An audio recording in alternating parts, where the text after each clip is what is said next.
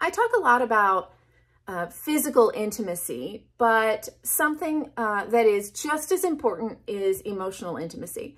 Emotional intimacy in any relationship is going to look like openness, conversation, vulnerability, trust, validating your partner, forgiveness. These are all things that build emotional intimacy in a partnership. When a relationship is lacking in emotional intimacy, it is much more challenging to sustain a healthy physical relationship, sexual relationship with your partner when you're lacking that emotional intimacy. And also, this is where a lot of couples just find themselves growing apart over time. And so if your relationship is lacking in emotional intimacy, it's time to maybe take some steps to repair that. And a few ways you can do that is, one, start with yourself. This can mean self-reflection. This can mean going to a therapist, really taking a look at yourself and saying, what am I giving to this relationship emotionally? Am I there for my partner? Am I validating them? Am I holding grudges? Am I showing them trust and creating a safe space for my partner? And if you are not, then the first thing to do is to take a look at yourself and where you can improve and work on that. Then it is about having conversations that go further than how was your day? Asking your partner how you feel about that. How was your day? It was okay. Oh, was it hard? Did you have a tough day today? Right? Oh, you can talk to me. I like to hear these things. Validating your partner when they express an emotion instead of invalidating them, right? Or becoming defensive when your partner expresses a need. And also, it's physical touch, non-sexual physical touch.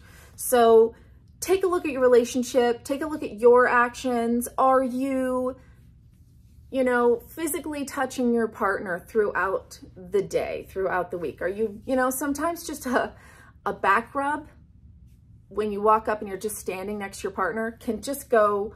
It's amazing how these small elements can really trigger a positive response and help build that intimacy in a relationship. I think it's really easy to get into a mode, especially let's say you have busy work lives or you have kids or both, where you become roommates, where you become business partners running the business of life.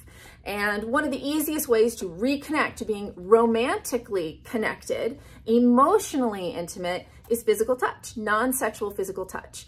And also validating how you feel to your partner. It is easy to get into a mode where you don't actually say, I love you.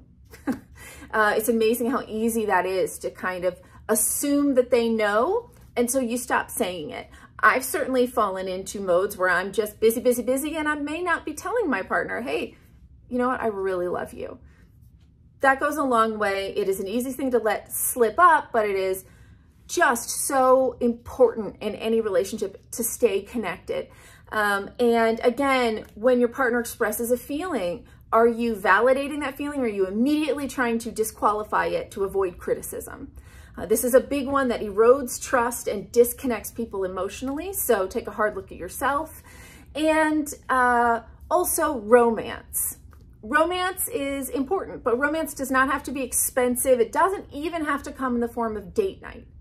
A text message throughout the day that lets your partner know you love them, or you're into them, or you're attracted to them. Simply sending a text can go so far to start just sparking that emotional connection again. Again, physical touch, letting them know you love them, asking questions that are not just the everyday questions, asking them how they feel about things that they're going through. And people tend to give what they get. So if you start this process, start physical touch, right? Start the I love yous again, start the flirty texts. In most cases, your partner will model that behavior back. right? Send a text message back letting you know that they're really into you too, or they think you thought you looked hot today.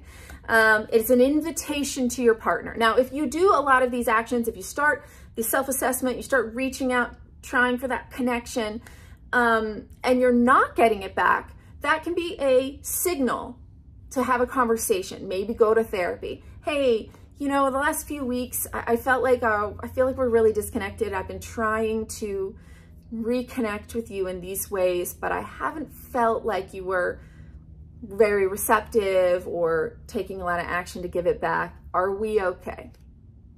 Do you want to talk about it? What do you need in this relationship that you're not getting? Can we have that conversation? These conversations are tough, but if you can try to take those breaths when you start to feel defensive and keep your mouth shut and listen, that goes both ways, you can rebuild that trust, rebuild that foundation. Also, please reach out together to a therapist, a couples therapist. I even say to people that are, if you're in a relationship and you don't feel that anything is wrong and you feel like you're healthy, a once a month check-in with a couples therapist is a wonderful maintenance tool, because what you will learn are tools to communicate your needs and to listen to each other. You don't have to wait till there's alarms going off in order to go to therapy together. You can also use it as a maintenance tool, and that's a wonderful, wonderful tool to have. I hope this has been helpful. I believe that emotional connection, that emotional intimacy is vital, just as important as physical intimacy. And there will be times in your life where that physical intimacy decreases. There are always, you know, ebbs and flows in life through busyness, stress. Maybe you go through some sort of you know, crisis in your personal life or your family life where you're just not going to be having that much sex. Or maybe as you get older, the sex maybe decreases, the amount of sex you're having. And that's okay. That can be very healthy, very normal. But that emotional intimacy, that's what remains no matter what. And that can remain no matter your age, no matter how long you've been together, no matter what's going on in your life, no matter if you're 85 and you're not interested in sex at all. That emotional intimacy is the most powerful connection you can have in your relationship. So I urge you to take a look at what you are contributing to the emotional intimacy in your relationship and start there and see how you can grow it. Even if you think you're very intimately connected emotionally, there's always ways to connect on other levels. So no matter what, I hope you today take a moment, think about your relationship, think about where you can improve it and how you can connect even more.